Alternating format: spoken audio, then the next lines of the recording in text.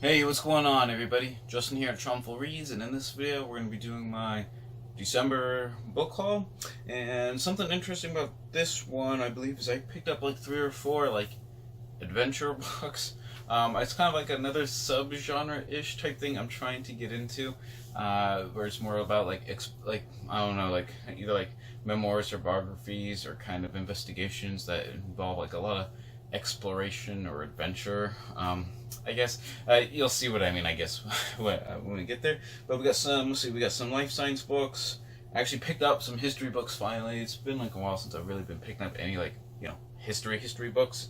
One random science book. I'm not really sure why I even got it. Some of those exploration books, and then two extras at the end. All right, so let's just get started. All right, first up we have. Let me make some room there so I can set it down. Half Earth: Our Planet's Fight for Life by Edward O. Wilson. This is an author I've been wanting to read for a while. He's a like super famous biologist, and kind of more like a, I don't know, like a philosopher of science type writer. He's got tons of prominent works. I think it's like 20 or 30 books, something like that, crazy. But I haven't read any of them. And even though I know this is like really bizarre, I think like part of the premise of Half Earth is basically the whole concept of dedicating half of the world's like landmass basically just to preservation and stuff and like wildlife and everything. Um, but like I said, he's won like the Pulitzer Prize and stuff before. Obviously, that's not gonna happen. So I'm not exactly sure what this book is about, to be honest. But when I saw it, I was like, I recognized the name, and I'm like, yeah, I need to definitely go try out Edward Wilson. So yeah. Yeah, right here. Half Earth argues that the situation facing us is too large to be solved piecemeal and proposes a solution to commensurate with the magnitude of the problem, dedicate fully half the surface of the Earth to nature. But anyways, like I said, I know that's not going to happen, but I think it's definitely going to be an interesting and worthwhile read.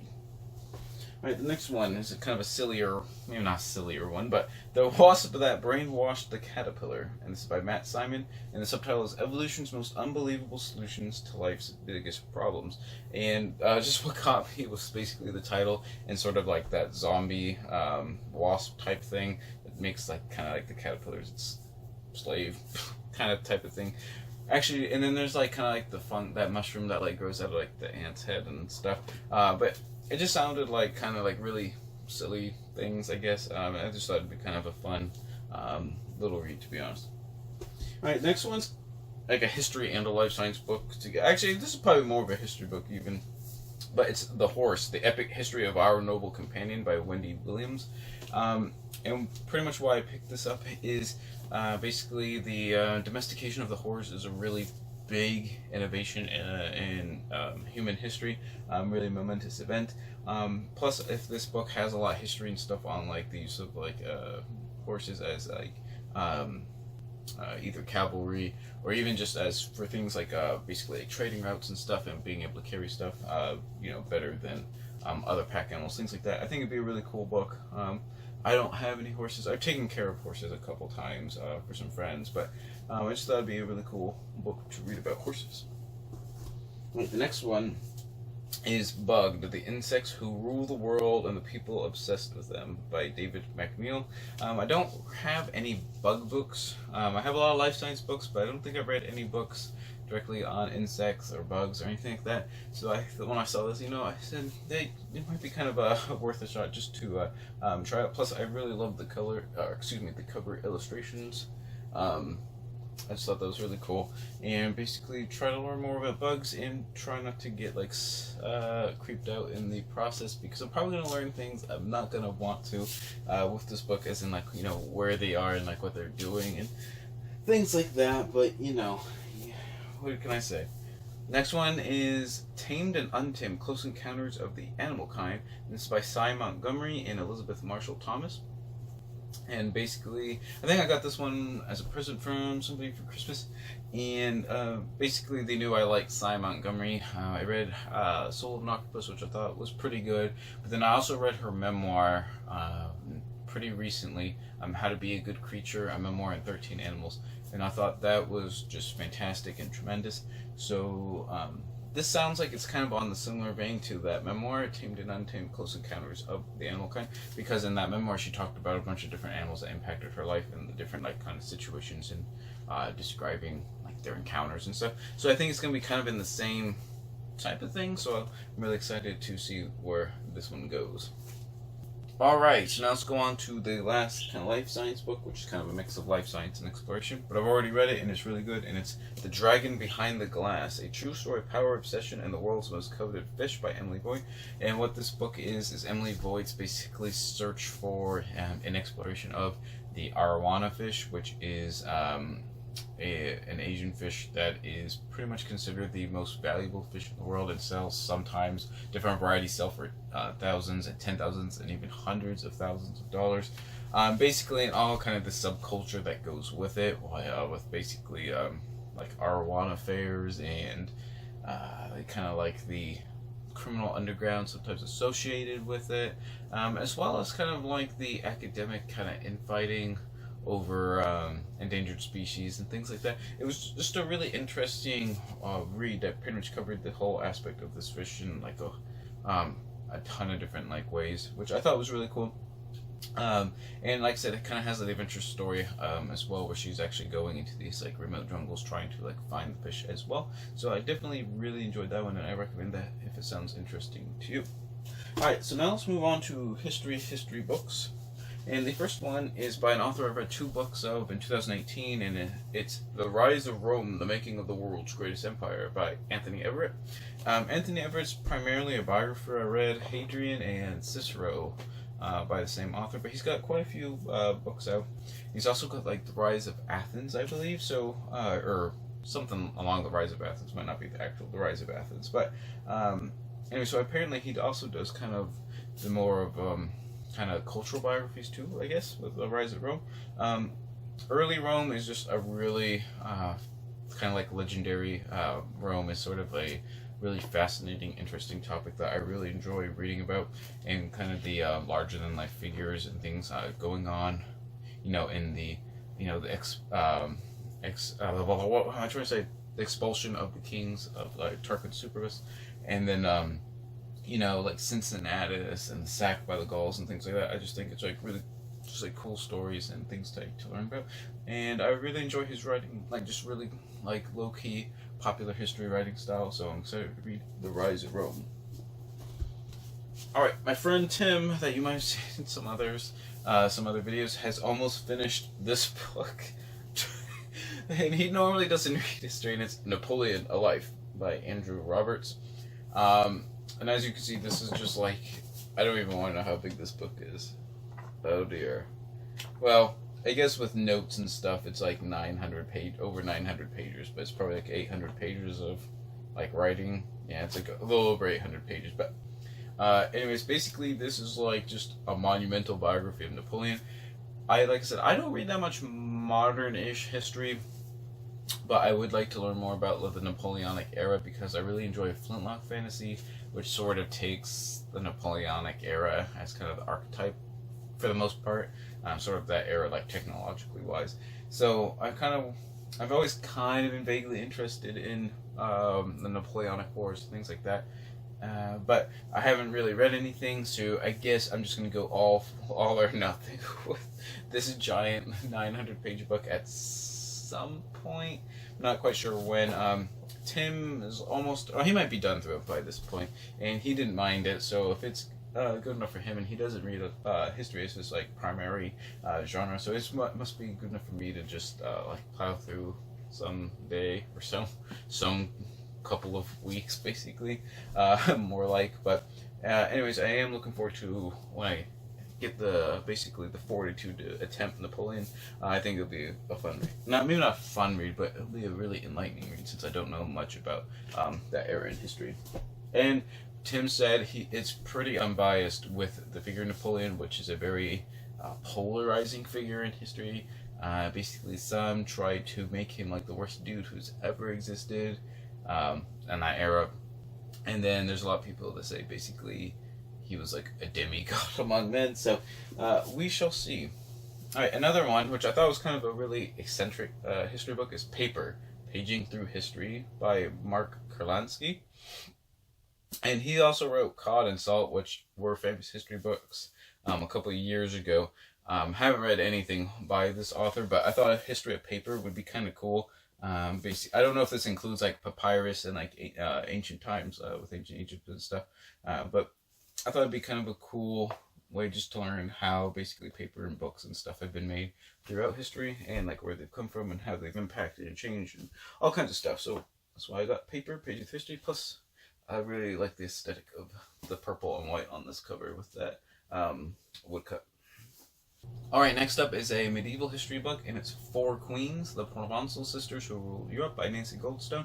And I think this is a fairly straightforward medieval history book, and it deals with a group of sisters who became queens or princesses of four countries. It would be Germany, Sicily, England, and one other country. Hold on. France. Definitely should have known that. Yep. Definitely should have known that. I don't know, that's kind of embarrassing. I didn't really remember that. But anyways, like I said, I think it's a fairly straightforward medieval history book. This would take place in the 13th century, so the mid 1200s, something like that. Maybe it might be the late 1200s. But anyways, it deals with four sisters who basically came to either rule or joint rule, with their husbands, or kind of behind the throne. Four of those European countries. I think it might be kind of interesting just to read about kind of the entangled web of politics that would go on with something like that. I've never, I guess, really studied this family directly before, so I think that might be kind of interesting. Alright, and one more history book, and I'm not sure if this one's actually going to be more history or science, but it's Circumference by Nicholas Nicastro, and the subtitle is Eratosthenes and the Ancient Quest to Measure the Globe. And Eratosthenes was one of the first people, basically, probably the first to basically calculate a circumference of the planet. And obviously it wasn't, perfectly accurate, but it was pretty close. I'm not 100% sure what the rest of the book is going to be, because I think it's like 200 pages or something, and there's obviously no way it can all be on Eratosthenes, but I think it just sounded like a really cool, eclectic, like, Greek science book, and I definitely had to pick it up when I saw it. There was no way I wasn't going home without it. Alright, and then one, like, kind of real science, or another science book. Cause I'm not, like I said, I'm not sure if Circumference is really going to be a history book or more of a kind of just like a Greek science book. I don't know. But anyways, this one is Why Time Flies, a mostly scientific investigation by Alan Burdick. And I actually know nothing about it, except that it was a finalist for the National Book Award. I literally have no idea. But tons of people really enjoyed it. That authors that I've heard of before, but I guess the concept is something about, I don't know. I don't know if it's like a psychology of why we think time goes by faster, when we're enjoying ourselves or something like that. I really have no idea, but I thought it was kind of a cool concept for a book, and I hadn't heard of it before, even though, like I said, it was I hadn't seen it around. I hadn't seen anyone ever talk about it. I hadn't seen it on the internet, basically, until I saw it in the store and stuff. So I basically just picked it up, and I'm going to find out someday why time flies. Alright, so now let's go on to some of the adventure exploration books, and you'll see what I mean with that. And the first one's going to be The Lost City of Z, A Tale of Deadly Obsession in the Amazon by David Grann. This was a highly regarded book, and this book basically deals with early 1900s, there was an exploration to try and find the lost city of Z in basically in the Amazon, which I'm not sure if that was kind of like an El Dorado thing of sort of the Amazon basin or something. But basically that party, that scientific exploration party, basically went missing or something. And I think this book is basically trying to figure out exactly what happened and kind of retrace their footsteps and see if anything could be learned about, what happened to them, or, what was actually going on with the Lost City of Z, things like that. But like I said, it's a highly regarded book. It sounds like a really cool kind of adventure book dealing with the Amazon jungle, stuff like that, and that's why I picked it up. And there's actually a couple other books kind of in a similar vein. There's Turn Right at Machu Picchu, and is it Lost City of the Monkey God, or something like that. I don't know if they all deal with the exact same thing, or obviously the Machu Picchu one is different. But anyways, I thought it's a cool concept for a book, and like I said, it's highly regarded. It looks really interesting, and that's why I went with Lost City Z. One that's kind of, I don't want to say silly, but it's gonna sound kind of weird. But it was $1, and it's Greenpeace Captain: My Adventures in Protecting the Future of Our Planet by Peter Wilcox. I guess Peter Wilcox was a captain in Greenpeace, and I don't know if this is just like a bunch of memoirs of like cool stuff he's done or exciting stuff he's done. I hope it's got a bunch of stuff for like kind of when they just more illegal type things, I guess, to get their agenda across. But anyways, it sounded kind of interesting for $1, and it was kind of going with my kind of exploration adventure type thing. Definitely kind of an adventure type of. And if I do remember, Peter Wilcox was, I want to say, part of like that. I remember like a bunch the Russians captured like a bunch of Greenpeace people trying to stop some oil drilling or oil fracking or something, like in the Arctic Circle somewhere. And I think that's how he became famous, probably began with this whole like process, if I had to guess. But anyways, I don't know, for $1 I was like, what do I have to lose, basically.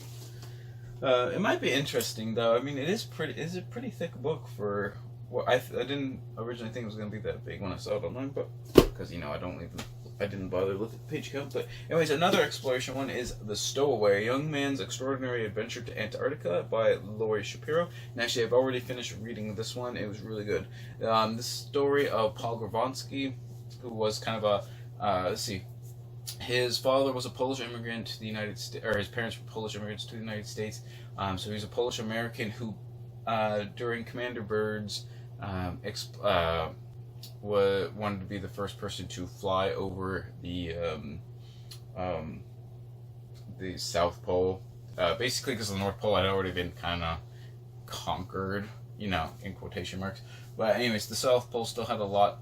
I mean, obviously we still have a lot to learn, but back then, like, there was even more to be learned, basically, with the South Pole.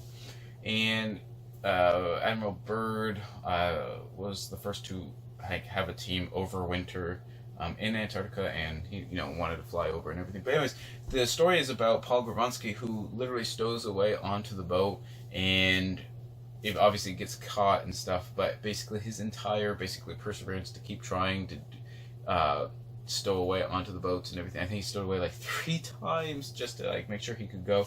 And basically, him learning the ropes, basically on a ship and stuff, starting out like as like the galley boy or something like that. Learning all kinds of cool things, and then even after the expedition, him growing up and living his life and stuff. I thought it was really cool. It was just a really unique book. I thought really enjoyed it, and I highly recommend it if you're interested in things like learning about Antarctica or just like stowaway. Like if you like the whole concept of like literally like a spot. I think he was like 16 or 17 when he tried to stow away on.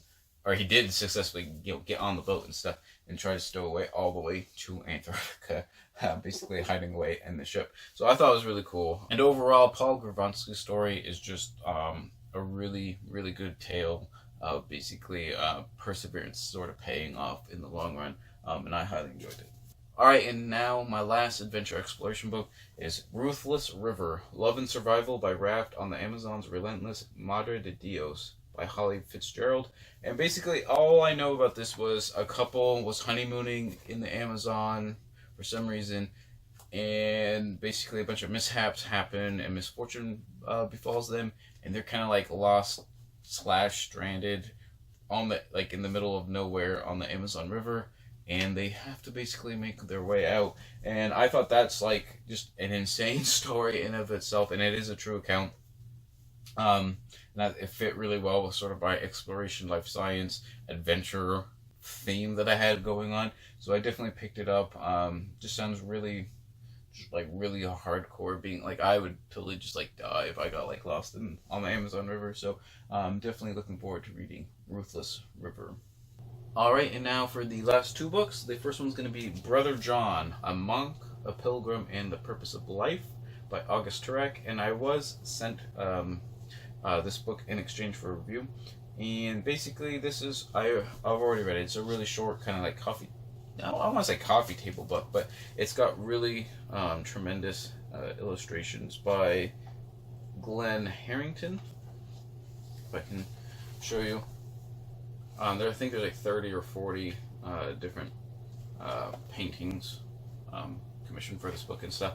But anyways, I'm not like Catholic or anything, but I was told this is just a really heartwarming story, really good for around the holidays, and it definitely is. Basically, there's like a specific incident in the author's life that really impacted him, and it was when he was visiting a monastery, a Trappist monk monastery. Anyways, and then one of the older monks basically walked him to his room with while it was raining, with an umbrella, and then after he like pondered. It sounds kind of like really simple and basic, just saying it like that. But when you read this like short book, it only take maybe an hour tops to read. The author does a really good job, kind of just exploring that incident and what was going like through his head, and everything like that, and just comes out with a really good, just kind of like heartwarming story. It really is. I highly recommend it, and I will have a review. Obviously, a better review than like kind of the wrap up thing, coming up hopefully in the near future. And lastly, for the ultimate book of December, finish out the year strong, is a Christmas present that I received from my friend Tim, and it's gonna go right here. Which, if you guys don't know, these are all my Folio Society books, and he got me because if you guys don't know, I have a son now who's maybe 15 or 16 weeks old right now, and he heard me saying once that I'm going to collect all the fairy books by Lang, Andrew Lang, who has about a dozen fairy books. If you guys don't know what those are, you should definitely look them up. Basically, each book has a different color, and I don't think the colors really mean anything, but there's the blue fairy book, like this one, and then there's like yellow and red and purple and brown, things like that. And they're basically just filled with fairy tales and stories and folk tales from all over the world. As you see, they're just like really beautiful books, obviously just because of Folio Society. But just for example, and lots of illustrations and stuff. Maybe not lots of illustrations, but there's definitely illustrations throughout the book. But just to give you an example, let me read through. We got, let's see, The Bronze Ring, The Yellow Dwarf, Little Red Riding Hood, Sleeping Beauty, Cinderella, Aladdin, Rumpelstiltskin, Beauty and the Beast, Why the Sea is Salt, The Master Cat, or Puss in Boots, The White Cat, The Terrible Head, Bluebeard, Little Thumb, 40 Thieves, Hansel and Gretel, Trusty John, A Voyage to Lilliput, like Jonathan Swift there. That's what I'm saying. Like, it's just filled with, and there's, like, that's maybe like a quarter of all the ones like in there. As you can see, and it's just really aesthetically pleasing book. And like I said, each book has stories from like all over the world, basically in each one. And basically, I think he overheard me saying I was going to try and collect them so I could read them this Sawyer, things like that. But anyways, like I said, just a really tremendous Christmas present. Now I gotta get him like something extra because I think he spent too much. But anyways, tell me what you guys think about any of these books, or if you know any of the authors or read other works by them. Leave some comments down below so I can hear your thoughts. I'd be glad to hear them and talk to you about them. But yeah, tell me what your favorite book that you picked up in the month of December was, either as like a Christmas present or over the holidays, or just something you picked up in the month of December, literally, just for yourself. Just tell me what that was. I'd be glad to hear it as well and talk to you about it. And always remember, whatever you end up reading, read victoriously.